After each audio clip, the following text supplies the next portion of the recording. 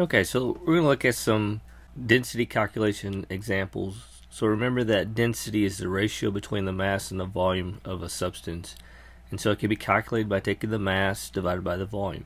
Sometimes we have to be able to calculate the mass when we're given the density or the volume. So we have to be able to rearrange this equation. And if you can do it algebraically, that's the best way, because then you don't ever have to worry about trying to figure out this triangle. So a formula triangle, essentially what you do is you put the more complicated side of the formula in first, and so the mass over volume is the more complicated side. So we're going to put that in first. So it's mass divided by volume. So we put mass on top, volume on the bottom. And then whatever's left on the left side, that goes in the open spot in your triangle. So all we have to do to use that is to cover up what we're looking for. So if we're looking for volume, then the formula is mass divided by density. If we're looking for the density, it's mass divided by volume. And if we're looking for the mass, it's density times volume. The units of density is always going to be a mass unit over a volume unit. Typically, it's going to be grams per centimeters cubed for a solid, grams per milliliters for liquid, and grams per liter for a gas. You'll notice that your derived units are multiples of your SI units. When we have a density, or anytime we have a unit that's what I like to call a fractional unit, you can take that unit and turn it into a conversion factor. So for example, the density of aluminum is 2.702 grams per milliliter. So that's essentially saying that there's 2.702 grams for every 1 milliliter. So we can write that as 1 milliliter is equal to 2.702 grams and use it as a conversion factor. Now this conversion factor would only work with the substance aluminum. And occasionally when we're doing density problems, they don't give us the volume, but they give us the other things that we can use to calculate the volume. So for example, if it's a rectangular prism and they give us length times width, or they give us length, width, and height, then we can take those three dimensions, multiply them together, and get the volume. And then if they, for the volume of a cylinder, it's pi r squared times the height, and then the volume of a sphere is 4/3 pi r cubed. So in this example, we're looking for the density of an object that weighs 6.45 grams and has a volume of 1.838 centimeters cubed. And in the second part of the problem, it asks us what the object is made out of. So anytime you have a problem, you're not really expected to just look at the problem and know exactly what to do. You have to figure it out. So one of the ways of figuring it out is by writing down the things that they give you. They give us the mass, they give us the volume, and then you should be familiar that in this chapter that we're talking about density, so hey, maybe they're trying to get us to figure out what the density is. In fact, that's what they ask us. What is the density? So that's going to tell us that we're going to use the density formula. So when we're showing our work, we always write the formula. So our density formula is density is equal to mass divided by volume. Then the next step of showing our work is we need to plug the numbers in. So the mass number in this case is 6.45 grams. And the volume number is 1.838 centimeters cubed. Then we're going to plug it in our calculator. For our calculator answer, we get 3.50925 grams per cubic centimeter. And the last step of showing our work is to round our answer to the correct number of significant figures. So since we're dividing, we're going to follow the multiplication division rule for sig figs, which basically says least number of sig figs. So 6.45 has 3 sig figs, 1.838 has 4 sig figs. So of those two, the least number is 3, so that means that our answer is only good to 3 significant figures. So we start from the left and we start counting 1, 2, 3. So we're rounding at the 0. So we look to the next number, the number to the right of the 0, and we see if it's greater than 5, less than 5, or exactly 5. So 9 is greater than 5, so that tells us that 0 rounds up to a 1. So it becomes 3.51 grams per centimeters cubed. Now to answer the second part of the problem, we have to use our density data sheet.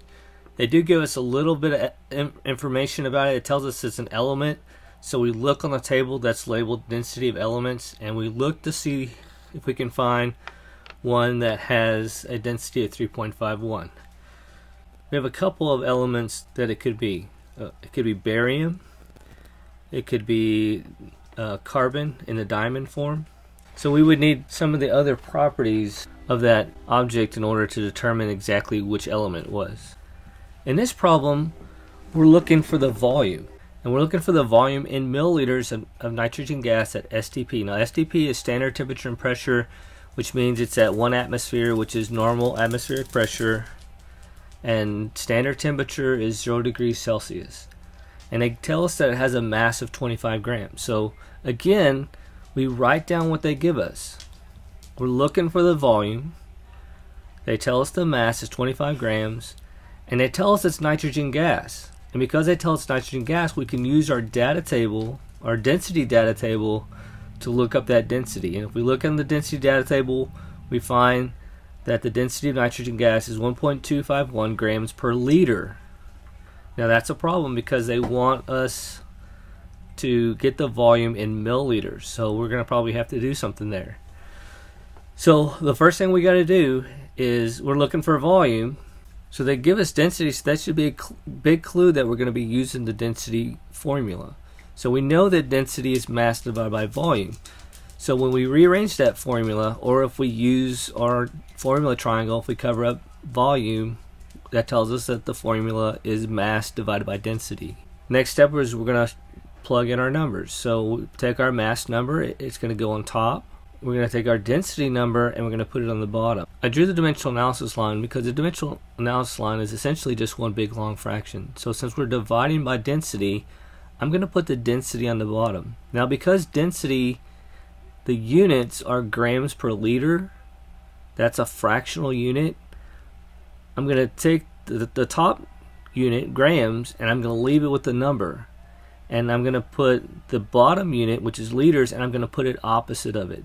That prevents us from having a complex fraction, which is essentially a fraction inside a fraction, which sometimes are difficult to figure out. So once we plug this in, we're going to cancel units that are the same on the top and bottom. So we have grams on top, grams on bottom, and grams divided by grams is 1, so that means they cancel out. If we stop there, we would be in units of liters, but we want our answer in milliliters. So that means we have to go to our conversion table, specifically the metric side, and we have to find out how many milliliters there are in 1 liter. And when we look on our conversion table data sheet, we find that 1 liter has 1,000 milliliters in it. To figure out where we put this at, we look to where the liter is. We want the liter in our conversion factor to go opposite of it so it'll cancel out.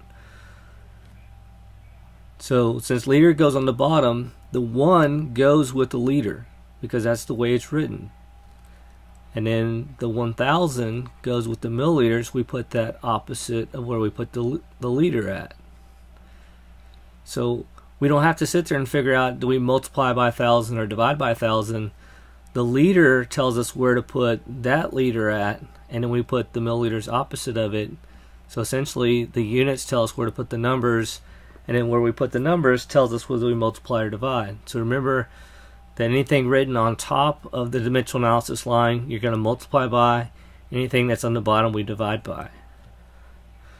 So if we stop there, our answer is going to be in milliliters. So essentially all we have to do is plug it in our calculator. So we take 25 times 1,000 divided by 1.251, and we get 19,984 milliliters. The last step is to round our answer to the correct number of sig figs. So we have to look to the numbers that we use. So we have 25.00, which has 4 sig figs. Our density has 4 sig figs. The 1,000 and the 1, these are true by definition, so they have an infinite number of sig figs.